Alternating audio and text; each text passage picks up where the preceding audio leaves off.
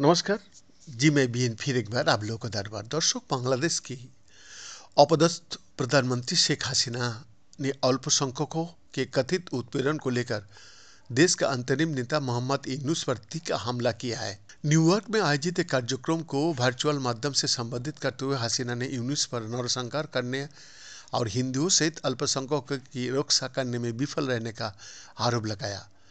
शेख हसीना ने दावा किया कि 5 अगस्त को उनकी और उनकी बहन शेख रिहाना की हत्या की साजिश ठीक उसी तरह रची गई थी जैसे कि 1975 में उनके पिता शेख मुजीबुर रहमान को मारा गया था।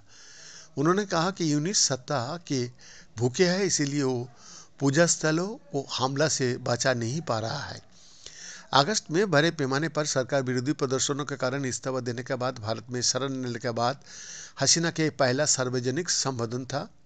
उन्होंने बांग्लादेश 5 अगस्त को ढाका में अपनी आधिकारिक आवास पर हुए हमला का जिक्र करते हुए कहा, हथियारबंद प्रदर्शनकारियों को गणभवन को और भेजा गया। अगर सुरक्षा गार्डों ने गोली चलाई होती तो कई लोगों को जान जा सकती थी। ये 25-30 मिनट का मामला था और मुझे वहाँ से जाने के लिए मजबूर होना पड़ा। मैंने उनसे यानी गार्डों को कहा कि चाहे कुछ भी हो जाए गोली ना चलाए। हसीना ने आगे कहा, आज मुझ पर नरसंहार का आरोप लगाया जा रहा है। वास्तव में यूनुस ने बहुत ही सोच समझकर नरसंहार किया है। इस नरसंहार के पीछे मास्टरमाइंड स्टूडेंट कोऑर्डिनेटर और यूनुस है। हिंदू, बौद्ध, ईसाई किसी को भी नहीं बख्शा जा रहा है। 11 चर्च को तोड़ दिया गया, मंदिरों और बौद्ध तीर्थस्थल को तोड़ दिया गया है। जब हिंदुओं ने विरोध किया तो इस्कॉन नेता को बहिष्कार करके गिरफ्तार भी कर लिया गया।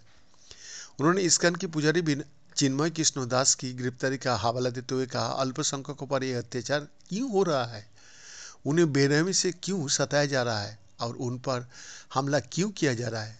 लोगों को अब न्याय का अधिकार नहीं है। मुझे इस्तीफा देने का भी समय नहीं मिला, हसीना ने कहा। उन्होंने अगस्त में हिंसा को रोकने के उद्देश्य से बांग्लादेश छोड़ा था, लेकिन ऐसा नहीं हुआ।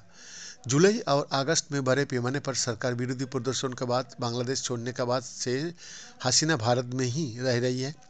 बांग्लादेश के विजय दिवस के अवसर पर आयोजित कार्यक्रम में अपने भाषण में आवामी लीग नेत्री हसीना ने यह भी आरोप लगाया कि उनकी हत्या की साजिश रची जा रही है। उन्होंने कहा, जब लोगों की बेरहमी से हत्या की जा रही थी तो मैंने फैसला किया कि मुझे देश छोड़ देना चाहिए।